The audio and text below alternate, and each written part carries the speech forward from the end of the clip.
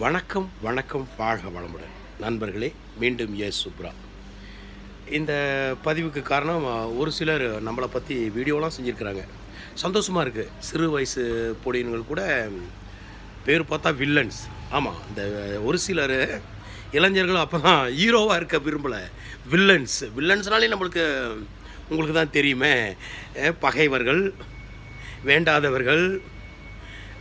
பரவாயில்ல, ஏன்னா அந்த இளைஞர் வில்லன்ஸ் என்ற பேரில் நமக்கு வீடியோ செஞ்சுருக்காரு, பாராட்டுறேன். அட்லீஸ்ட் அவரோட மனக்குறைகளை வெளியில் சொல்லியிருக்காரு.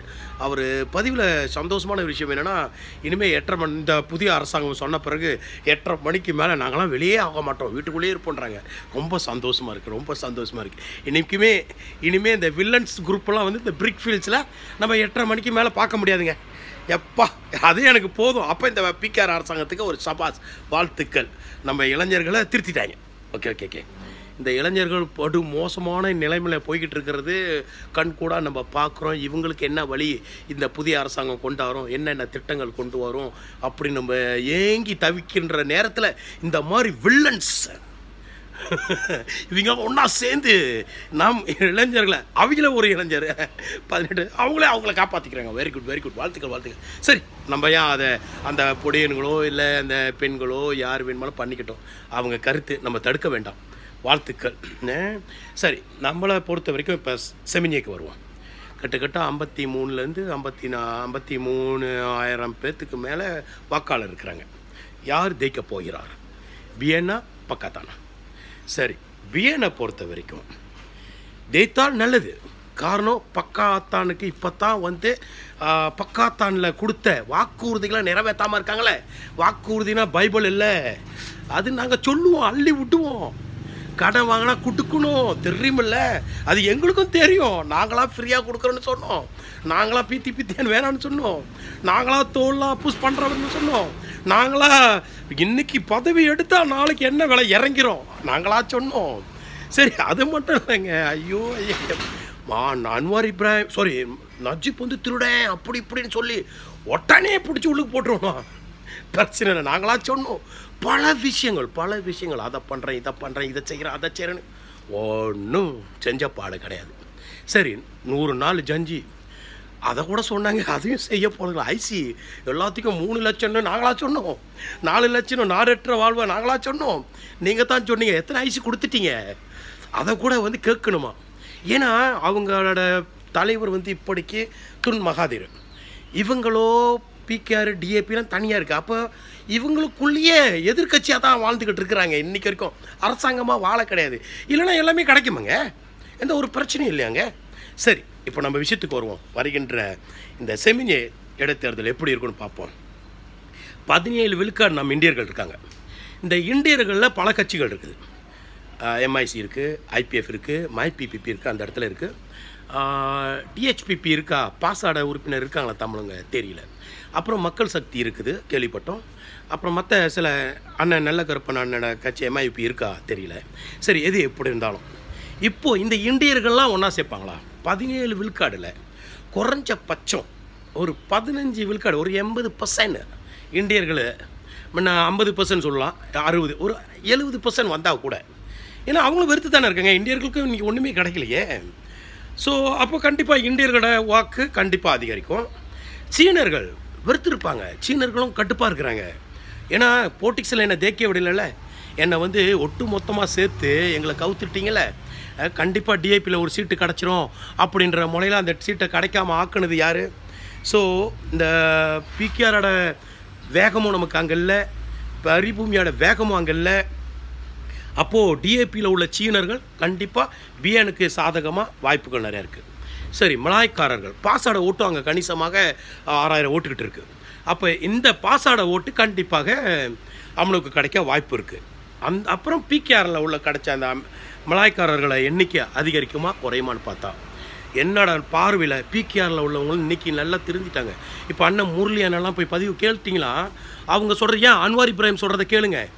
அன்வார் இப்ராஹிம் சொல்கிறாரு, நீ கொடுத்த ஜஞ்சிலாம் எதுவுமே செய்யலை, மக்கள் வெறுத்து போயிருக்கிறாங்களேன்னு. யார் அன்வார் இப்ராஹிம்? யாருங்க? பிகேஆரோட தலைவர், அவரோட கொடியில் தாங்க இந்த ஆட்சி நடந்துச்சு. மாதிரி முகமாட்டு அந்த கொடியில் தானேங்க தேய்ச்சார். ஆனால் இன்றைக்கி என்ன நிலைமை?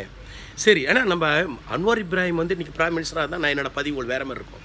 இன்றைக்கி அப்படி இல்லையே, பிஎனில் உள்ள ஒரு தலைவர் தானே அங்கே இருக்கிறாரு. அப்போ பிஎனோட ஆட்சி தானே நடக்குது. அப்போது இதை வந்து மக்கள் தெரிஞ்சுக்கிட்டாங்க, புரிஞ்சுக்கிட்டாங்க. இன்னும் என்ன நச்சிப்பு நச்சிப்பு நச்சிப்பு நச்சிப்பு 1 MTB ஆழ்த்தும் தொய்யா 1 MTB ஆழ்த்தும் இதே சொல்லிக்கிட்டே இருக்க போகிறாங்களா?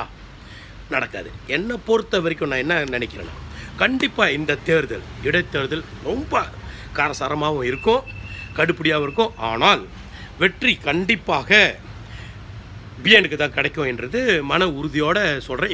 இப்போ உள்ள நம்ம இந்த வாரம் இந்த இன்னைக்கு தேர்தல் இந்த சனிக்கிழமை இந்தவன்னு சொன்னாங்கன்னா கண்டிப்பாக பிஎன் தான் தேய்க்கும். குறைஞ்சபட்சம் 2000 3000 ஓட்டில் தேய்க்கும்.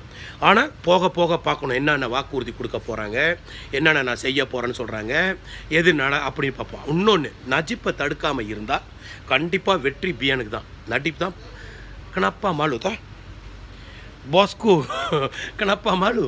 ஸோ என்ன நஜிப் எதுக்குங்க வைக்கப்படணும்? ஆமாவா? நஜிப் தெளிவாக இருக்கணும், பிரச்சனையே கிடையாது. நஜிப் இன்னும் தெளிவாக இருக்காரு, துணிவாக இருக்காரு. ஏன்னா உண்மை பேசுகிறாரு. சில பேர் நம்ம இந்தியர்களை வந்து இந்த பதிவை நான் கேட்ட பிறகு கண்ட மாதிரி அடிப்பாங்க. இவர் பார்த்தா நாங்கள் வந்து பெரிய பிஸ்னஸ், ஆச்சரியமாக இருக்குது. பஸ் கோலா ஓட்டுறவங்கலேருந்து இதெல்லாம் வந்து பெரிய பெரிய பிஸ்னஸ் செஞ்சாங்களாம். இன்றைக்கி அவங்களாம் நொடிச்சு போயிட்டாங்கன்றாங்க. இது எப்படிங்க? அரசாங்கம் அவங்களடங்க, அரசாங்கம் அவங்களோட இப்போ எப்படி நொடிக்கிறாங்க? ஒரு சில பேர் அந்த மாதிரிலாம் பேசுகிறாங்க. பரவாயில்லைங்க, நம்ம எல்லாம் அந்த ஃபோக்கஸ் பண்ண முடியாது. அதுக்குன்னு நம்ம வாயும் மூட முடியாது. நம்ம வந்து மக்களுக்கு என்ன செய்யணும்? ஏன்னா செமினிய மக்களுக்கு அங்கே நீங்கள் பார்த்தீங்கன்னா முன்ன ஒரு காலகட்டத்தில் ஃப்ரீயாக தோல் இல்லாமல் போயிடலாம். தோலை எடுக்கிறேன்னு சொன்னாங்க, இவங்க தான் வாக்குறுதி கொடுத்தாங்க. தோலை எடுக்கவே இல்லையே. அந்த மக்களுக்கு அங்கே போனோம்னா காசு கட்டி தான் போக வேண்டும். அந்த மக்களுக்கு எல்லா வசதிகளும் அங்கே பார்த்தீங்கன்னா இன்னும் ஒரு எந்த மேம்பாடும் அவங்க வந்து செய்யப்படலை. எதுவுமே அல்லூர் வசதி கூட, தண்ணி வெள்ள வசதி கூட எதுவுமே ஒன்றும் பண்ணலை. எப்போ பண்ணுவாங்க? இனிமேல் தான் வாக்குறுதி கொடுக்க போகிறாங்களா சிலைங்கர் அரசாங்கம்? அதனால் சொல்கிறேன், கண்டிப்பாக போக போகவும் செமினிய மக்களுக்கு என்ன தேவைன்னு அதுக்குன்னு நம்ம 17 விழுக்காடை வச்சுக்கிட்டு நம்ம 15 விழுக்காடு இந்தியர்கள் ஓட்டு போட்டால் போதும் பிஎனுக்கு அப்படின்னு நம்ம சொல்ல வரல. இருந்தாலும் மலாய்க்காரர்கள் மத்தியில் கண்டிப்பாக ஒரு வித்தியாசம் இருக்கும். அவங்களில் ஒரு 50% கிடச்சாலும் சரி. ஏன்னா 53 விழுக்காடுகள் இருக்காங்க. அவங்கள வந்து 24,000 27,000 ஓட்டர்ஸ் இருக்காங்க மலாய்க்காரர்கள். அதில் ஒரு பாதி இவர் போன தடவை தேய்ச்சது 22,000 ஓட்டு கிடச்சிது. இந்த தடவை பிஎனுக்கு கண்டிப்பாக 25,000 24,000 ஓட்டு வர்றதுக்கு வாய்ப்புகள் பிரகாசமாக இருக்குது. அப்படி இல்லைன்னா பிகேஆரில் உள்ளவங்களுக்கு ஒரு 20,000 ஓட்டு இறங்கி 18,000 17,000 ஓட்டு வரைக்கும் பிகேஆருக்கு போகும். பிஎனுக்கு வந்து 20,000 ஓட்டுக்கிட்ட வர்றதுக்கு வாய்ப்பு பிரகாசமாக இருக்குது. இடையில அண்ணன் பிஎஸ்எம் அண்ணன் அருணாச்சலம் அண்ணன் முடிந்தால் ஒன்று பாஸோட இணைஞ்சு சேவை செய்யலாம். அப்படி இல்லைன்னா அவர் நினைக்கிற மாதிரி பிகேஆருக்கு போகிறனா கூட போகலாம். எண்ணத்துக்கு தனியாக நின்று பணத்தை வேஸ்ட் பண்ணி இந்த ஓட்டை உடச்சி ஒன்றும் சாதிக்க போகிறதில்ல. அண்ணன் இந்த நேரத்தில் தெளிவாக சிந்திப்பார் அப்படின்றது நம்ம நினைப்போம். நமக்கு அவர் ஏதாவது ஒரு சாதனை, பிஎஸ்எம் ஏதாவது ஒன்று சாதனை பண்ணணும் ஆசை தான். ஆனால் தனி கட்டு ராஜாவாக ஒன்றும் பண்ண முடியாது. யார் கூட இது இணைஞ்சு தான் செய்யணும். சரி, மீண்டும் சுப்ரா இது ரத்தன சொர்க்கத்தோடு முடிச்சுக்கிட்டேன். மீண்டும் சந்திப்போம். கண்டிப்பாக செமினியில் சந்திப்போம். சிந்திங்க. ஒரு நம்ம வந்து பிகேஆரை வேண்டான்னு சொல்லலை. அதாவது எதிர்கட்சி இப்போ பக்காத்தான் கட்சி அரப்பான ஆட்சி ஆடுறதை வந்து நம்ம குறை சொல்லாமல் இருந்தோம்னா தவறு தான். நீங்கள் ஒரு மாற்றத்தை கொடுத்தா தான் தேசிய தேர்தல், பொது தேர்தல் 15வது பொது தேர்தல் வரத்துக்குள்ளே இவங்க நிறைய விஷயத்த பண்ணுவாங்க. நீங்களும் மறுபடியும் இவங்களுக்கே இந்த ஓட்டு வலித்து வாக்களிச்சிங்கன்னா உங்களுக்கு ஒன்றும் செய்ய போகிறதில்ல. குறிப்பிட்டு நமக்கு ஒன்றும் பண்ண போகிறது கிடையாது. நம்மளை எவனும் மதிக்க போகிறது கிடையாது. எல்லாம் உங்கள் கையில் இருக்குது. சிந்திச்சு பாருங்கள். கண்டிப்பாக வெற்றி பிஎனுக்கே வாக்களிங்க.